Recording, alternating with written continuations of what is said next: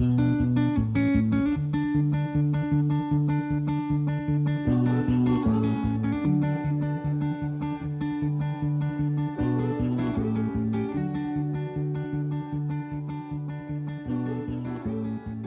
think I keep coming back to like, it is our responsibility to make sure that we are taking care of others if we have the privilege to do so.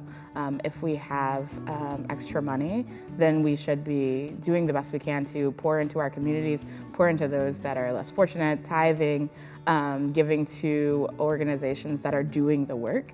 I think that there shouldn't be billionaires in the world, right? Like we should be spreading out the money that we have. So if I'm doing that and I have very little money as a graduate student, why aren't more billionaires, why aren't more millionaires doing that? So I think it is against biblical teachings to be a billionaire, right? Because that means you've exploited someone to get there.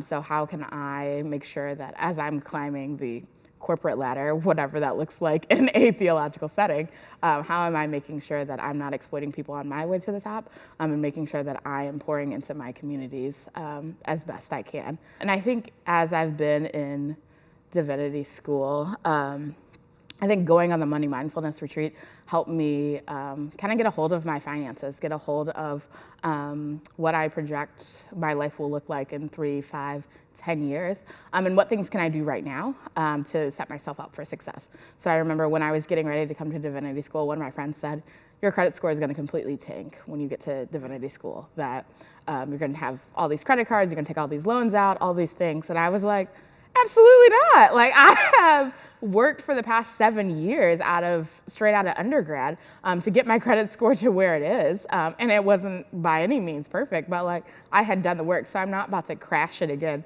So I have to work to build it back up. And so in this time of being in divinity school, I have been able to get a hold of like my credit card debt and pay off loans and things like that. So that has been super helpful to set myself up for success, whatever comes next, whether I go to a PhD program or if I go work, I'm not starting from the bottom again. Now, because it has been quite a few years now, I don't remember that exercise. But if I could guess what that exercise was, I would imagine that it might be some sort of reflection on how what you value needs to inform your spending. And I do have thoughts on that. Hopefully that's what you're looking for. So like I mentioned, I learned from my parents that like, oh, technology is the most valuable thing. I am instead I'm able to define for myself now that what I value are things like having a healthy lifestyle. So whether that's like investing in like slightly better food, fresh vegetables, investing in a gym membership, hopefully one that's affordable. Those are things that I really value. Other things like things that I don't value as much, I don't really worry about having super nice clothes. I cut my own hair. There are things that like, oh, I could spend money on that thing. Like I can afford a haircut, but I think I value other things more, and I think it looked pretty good. I also value paying down debt. I'm currently working through some other like student loan, medical debt. I care a lot about not having to worry about that. I was able to pay off my car loan fairly early because that's what I chose to value with my money. I also care about planning for my future where I can. I I think I'm a token millennial. I don't know that I'll ever be able to actually retire. I don't have a lot of faith in the national economic system. I turned 16 when the stock market crashed in 2008. So like that's going to be some financial trauma that I'm not going to get over anytime soon. But I am trying to, plan for my retirement, even if it's like, okay, maybe I can't imagine what it's going to be like when I'm 65, but I can try and plan for maybe buying a house in the next couple of years. And so I'm trying to make steps towards that.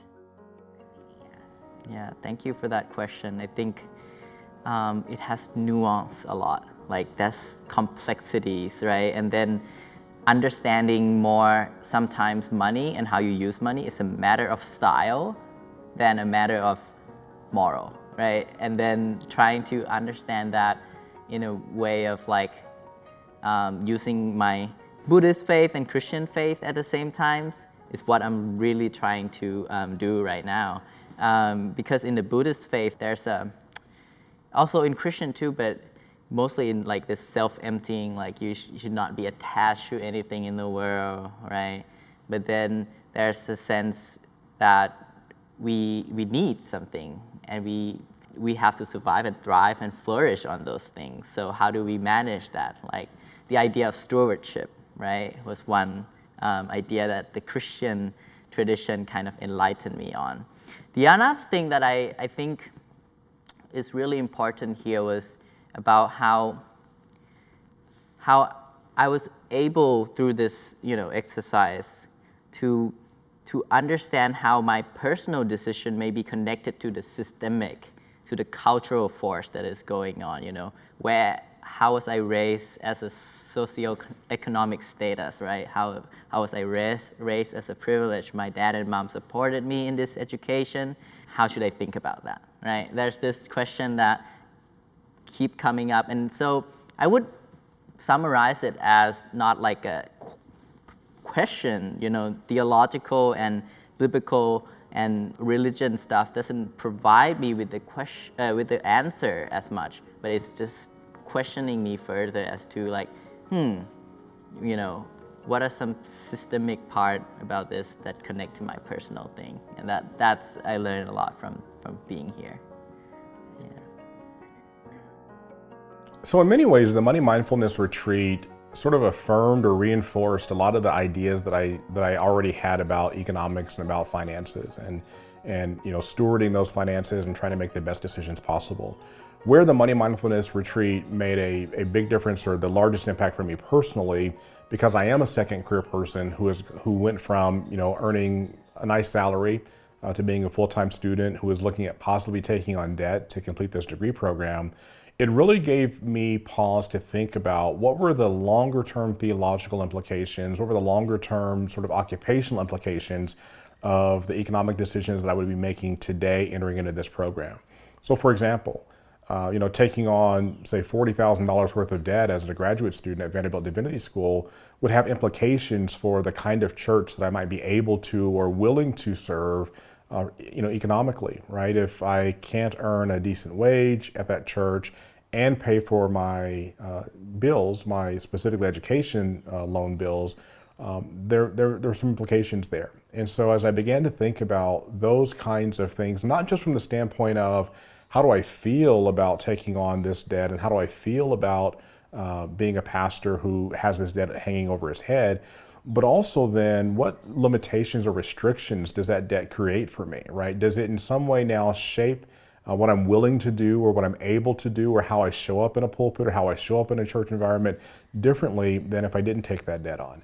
And so for me, it wasn't as much about money management and how I deal with finances in my family or within my household, and not even necessarily about how I was going to pay for the education that I was getting at Vanderbilt, but it was really more sort of theologically thinking about what are the implications of these economic decisions today on the longer term vocational decisions that I was going to make beyond Divinity School.